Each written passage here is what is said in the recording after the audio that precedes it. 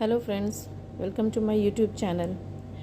Friends, मैं अपने इस वीडियो में आप लोगों के साथ मेंडल का सेकंड लॉ डिस्कस करूंगी। इस लॉ में मेंडल ने एक्चुअली में एलील के बारे में और उनके सेग्रीगेशन पैटर्न के बारे में बताने की कोशिश की थी, जिसको समझना थोड़ा सा टफ होता है, लेकिन मैं कोशिश करूंगी कि मेरे इस प्रैक्टिस से आप लोगों को समझ में आ जाए। तो फ्रेंड्स, ये मेंडल का सेकंड लॉ ऑफ सेग्रीगेशन कहलाता है। ठीक है, लॉ ऑफ सेग्रीगेशन का मतलब क्या है? अलग अलग हो जाना। ठीक है, जो भी कुछ कैरेक्टर के अंदर मौजूद है वो विदाउट मिक्सिंग, विदाउट ब्लेंडिंग, वो हमें नेक्स्ट जनरेशन में रिकवर हो जाएगा। मीन्स अगर हम इसको ये भी कह सकें कि F1 जनरेशन में जो भी गैमीट बनेगा उसमें उस गैमीट की प्योरिटी मेंटेन रहेगी। इट मीन्स कि किसी भी तरीके की ब्लेंडिंग नहीं हो रही है, मिक्सिंग नहीं हो रही है, तो ऐसी पूरी संभावना है कि हमको नया कैरेक्टर बिल्कुल नहीं मिलेगा। तो जो भी कुछ कैरेक्टर हम अचीव करेंगे F1 इंडिविजुअल में या F2 इंडिविजुअल में during the cross hybridization made by Mendel, तो उसमें हमको या तो एक पेरेंट से रिजेंबल करता हुआ कैरेक्टर मिलेगा और या तो नहीं मिलेगा, और जो नहीं मिलेगा वो रिसेसिव होगा और जो मिल रहा है वो डोमिनेंट होगा।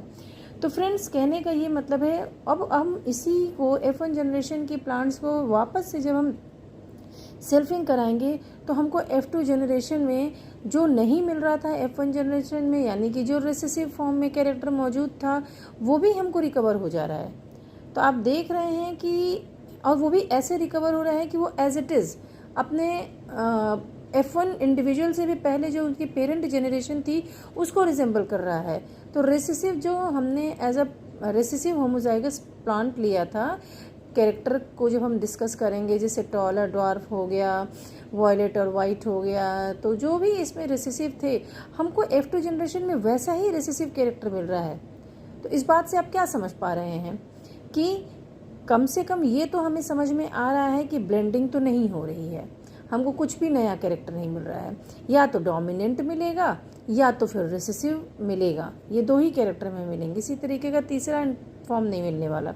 तो हम on the basis of such observation, we can also say that law of segregation can also be called as the law of purity of gametes. Means F2 generation में हमको gamete pure form में मिल रहे हैं, which means there is no intermixing of the allele occur, right?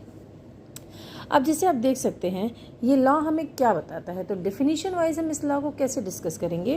That members of an allelic pair, mean allelic pair की अगर हम बात करें तो ये हम इस तरीके से, allele will always occur in pair, तो हम इस एक मेंबर की बात कर रहे हैं। एक मेंबर ये हो गया, एक मेंबर ये हो गया, तो one member means allylic pair का मेंबर इन ए हाइब्रिड और F1 generation remain without mixing with each other. यही बात मैंने आपको समझाई है कि कोई मिक्सिंग नहीं रहती है, वो उसमें रहते हैं। Although they won't be visible, they will not be dominant, but they will be there. If we have to recover that trait, we have to do the selfing in the F1 generation. That is the best way to get the recessive character also in the next generation, right? So allelic pair in a hybrid or F1 generation remain without mixing with each other and segregate, means separate हो जाते हैं during gamete formation, and both traits for a character can be recovered in F2 generation. As such there is no mixing at all. I hope आप समझ पा रहे होंगे। अब देखिए इस वजह से हम कैसे डिस्कस करेंगे, via the example, via the cross. तो मोनो हाइब्रिड क्रॉस, ये भी क्रॉस हमारा जो था law of purity of gametes, this was also done in monohybrid cross. ठीक है, monohybrid cross. In this cross we usually take one character at a time and one character represents two allele, right? तो हम यहाँ भी एक ही character को discuss करेंगे। Again we will take the tall and dwarf, right? Means we will take the height of plant, height of plant. तो आप देख पा रहे हैं पेरेंट जनरेशन में हमने टॉल प्लांट को मेल की तरह कंसिडर किया एंड ड्वार्फ प्लांट को फीमेल की तरह कंसिडर किया, राइट। डिप्लॉयड होते हैं and when they will form the gamete, that gamete will become haploid. सबको पता है माइटोसिस की प्रोसेस के थ्रू ये सारा सिस्टम प्रोसेस होता है, राइट।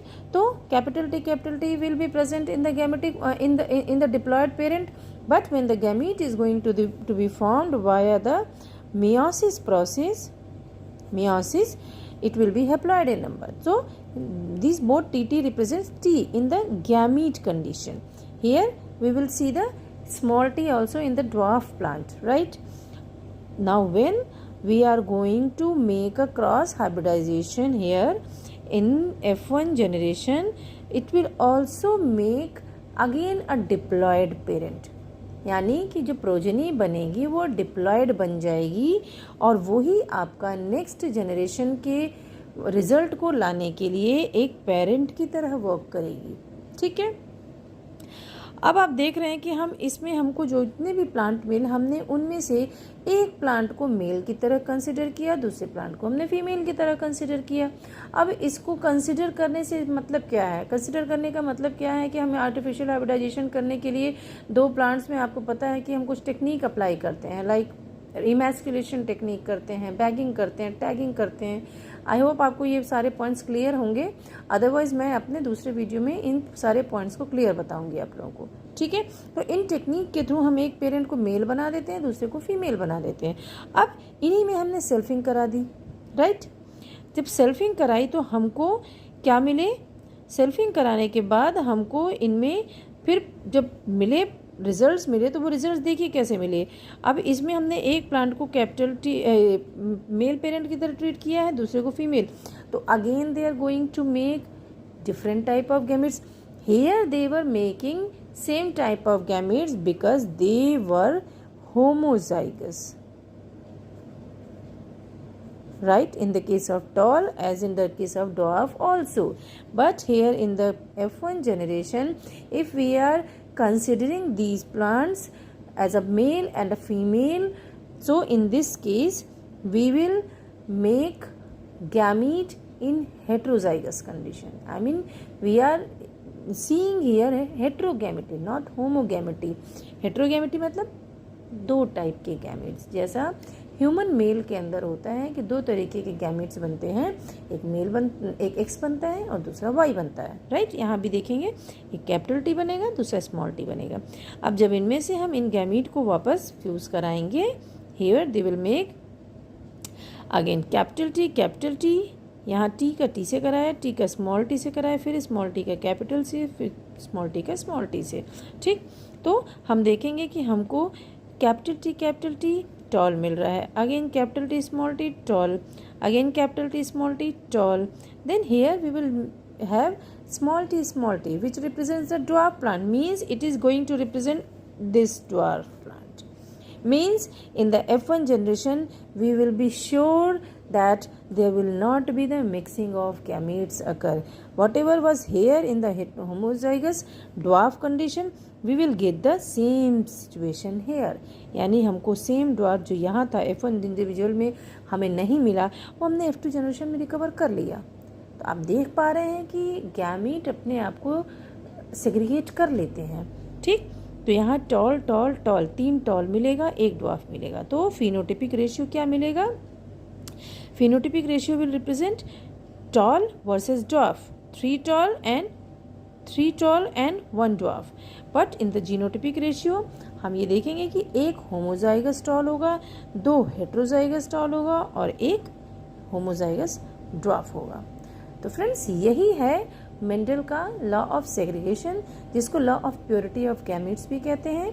तो आई होप आपको मेरा ये वीडियो पसंद आया होगा and I am making sure कि आप लोग मेरे वीडियो को अगर पसंद आ रहा है तो लाइक करें, सब्सक्राइब करें और शेयर करें दूसरों से भी. और फ्रेंड्स, मैं आप लोगों के लिए इसीलिए अच्छे वीडियोस बनाती रहूँगी और ऐसे एजुकेशनल कंटेंट आप लोगों के लिए प्रोवाइड करती रहूँगी, सो दैट मेरे पास जो नॉलेज है मैं उसको आप लोगों तक पहुँचा सकूँ. तो फ्रेंड्स, मैं आप लोगों के नेक्स्ट वीडियो में अपने मेंडल के 3rd लॉ के साथ मिलूँगी. Till then, bye bye. and stay healthy, stay happy. Thank you.